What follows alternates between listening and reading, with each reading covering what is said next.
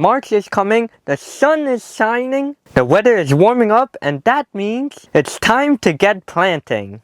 Today I'm going to share with you 12 crops that you can start this month. The first crop to start this month are onions. Onions should be started around 8 to 12 weeks before your last spring frost date. Depending on where you live in North America, there are 3 types of onions, and if you don't choose the right one, they won't grow properly. Take a look at this map here of the USA. It's divided into 3 onion growing zones: long day, intermediate day, and short day. In Canada and the northern US, you want to grow long day onions because the bulbs will start to swell when the daylight hours are around its peak, 14 to 16 hours. Short day onions, which only need 10 to 12 hours of sunlight to start bulbing, are great for southern regions. Intermediate day onions fall in the middle, needing 12 to 14 hours of daylight to start bulbing. A short day onion cannot be planted in a long day region because the onion will start to bulb too early and you won't get a big bulb.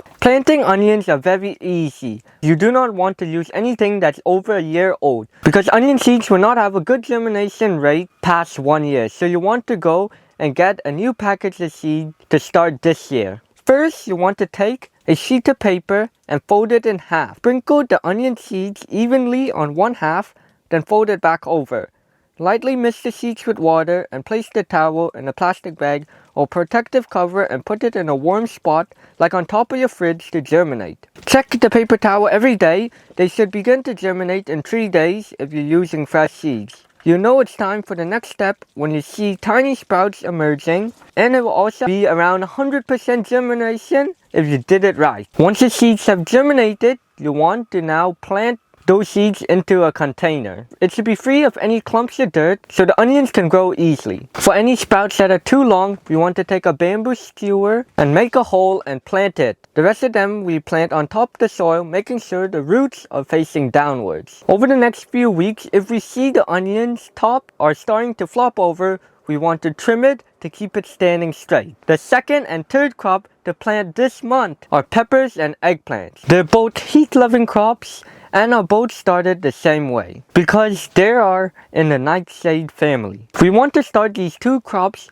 8 to 12 weeks before your last frost date because they take a while to grow. To start them, first you get a pot with some potting soil and sow your seeds into the cell. Also put 1 extra in every cell to ensure I have enough seeds to fill any empty cells that doesn't have when they germinate. This is a very good trick to get very high germination rates on peppers and eggplants, and that is using a heat mat. You want to put your pots on a heat mat until they germinate, and once you see them germinate, you want to remove them and put them under some strong light. And once the plants reaches 2 inches in height, we can transplant them into a bigger pot. There is one crop that I look forward to starting every March because of its deliciousness and its pleasant smell when used in dishes such as pasta. If you've thought of basil, then you'd be correct. The Genovese basil is a classic that came from the Liguria region in Italy, and it's the most common one that you're most likely to get if you was getting basil from the store. And oh boy, from my experience, this homegrown basil tastes the best. It is way better than anything you could get from the store. In fact, I'd say so that I even sometimes would just go to the plant and pick off leaves to eat it raw because it's just that good. Besides the classic, there is other basils you could grow, like a Thai basil, which is good for in your Asian cookings. And if you're looking for a basil that is really stunning, then you could grow an all purple basil, which has the whole plant as purple. Ever since our first year of growing basil, we've learned that basil doesn't like a wet soil when there are small young plants. So you want to use a soil mix that has good drainage, and we make our own, as you could see right here. And we mix some perlite, peat moss, and topsoil together. That makes our soil for starting the basil loose and fluffy and also well draining, which is the important part. Because the soil is also very light and fluffy, it makes it so that the seeds could easily get up through the soil because they are an extremely tiny seed. To sow basil, you could start yours outdoor if the temperature is above 20 degrees Celsius during the day. But for me, I'm going to start mine in these cups since it's still cold. So I've got my cup now filled with some potting mix, and now I'm going to be taking my seeds. This is an old package of a Genovese basil. I'm going with a classic here. And I'm going to be sprinkling it all over the soil. And I like to plant mine extremely dense because I only usually start my basil once. So I try to plant them all just in one go. And the last step you want to do is with some soil and a little sifter. You can just sift a tiny bit of soil over it and press it in. Then give it a little spritz of water.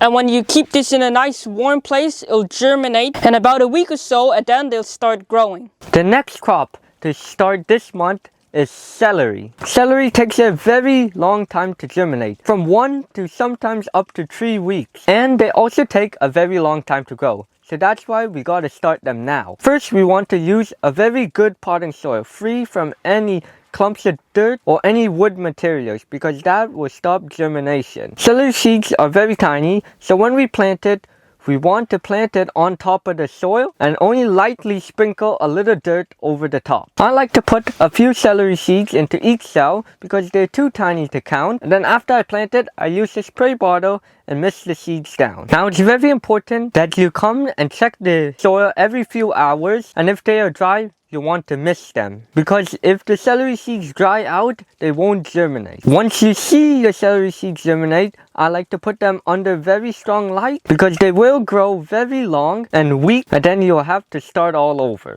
If you always find yourself stressed, working out hard in the garden, then you might find this common saying, "I don't have time." We all could use with some extra time on our hands, but what if I told you that you could have grow your own time? Jokes aside, the time I'm talking about is not the time you were probably originally thinking of, but rather thyme the herb. And I have 2 types for you. The first is one that I'm most excited about growing, and it's this creeping thyme. And the reason that makes this thyme special is that it will produce lots of purple flowers going all the way up the plant, and because this thyme has the name creeping in it, it will spread all over the ground where you plant it or in your bed, and you will get a carpet of purple flowers. The second type of thyme is thyme the herb, and while you can eat creeping thyme, it's just not as strong as your normal thyme would. So better just grow some really strong herb thyme and save your creeping thyme for if you want to throw it like in salads for a nice little decorative to give it some color. Regardless of the time you choose, you'll want to start it in March as early as possible because it takes about 8 to 10 weeks for it to really get big. And it could take a little while for it, and it grows a little slower in the beginning, so it's going to take a while. You could directly sow your thyme outdoors if it's warm enough, but for me, I'm going to be planting mine in pots just the same way I did my basil. If you live in zone 6 or below, you can plant these crops in March. The first one being carrot. These sweet roots are extremely cold hardy, which is why we can plant them now. Carrots are slow to sprout, taking 1 to 3 weeks. And just like celery, they are also a very tiny seed. So we have to plant it the same way as celery. But instead of planting it in seedling cells, we will plant them outdoors. To plant carrots, first, you sprinkle a few seeds over the soil surface, making sure the soil you're using is moist so we don't have to water and disturb the seeds. Then we use a cardboard and cover the seeds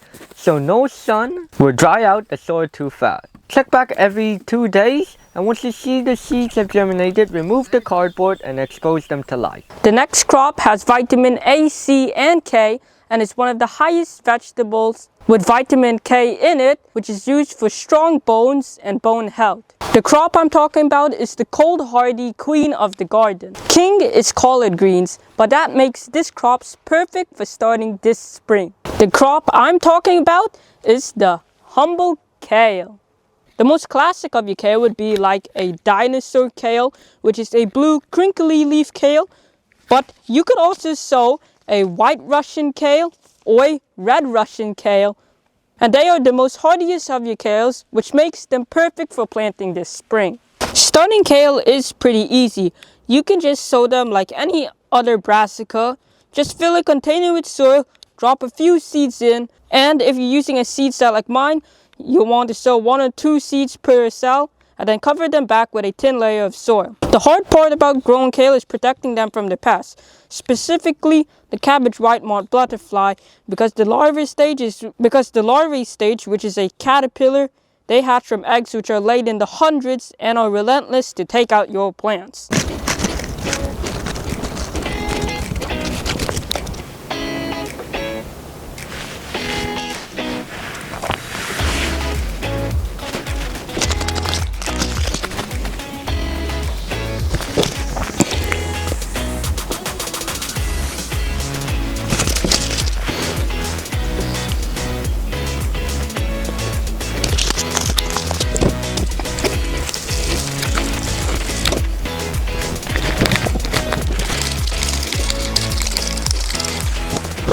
The next crop to sow if you're in zone 6 or above is cabbage. And just like kale, we want to plant cabbage the same way because they're in the same family and the seeds are basically look-alike. We take a seedling tray and fill it up with the same potting soil and plant out seeds 1/4 inch deep. Water it in and it should germinate within 4 to 7 days. Once germinated, you want to put it under bright light to grow. A couple years ago, we started this crop, then popped it into our greenhouse when there was still snow on the ground, and by the time the snow had melted, and a little while after, it was ready for harvest. This year, I think I'm going to be doing that same thing again, and of course, the crop I'm talking about is the hardy lettuce. The 2 cold hardy lettuce that I have for you today is the Rouge de Hiver lettuce.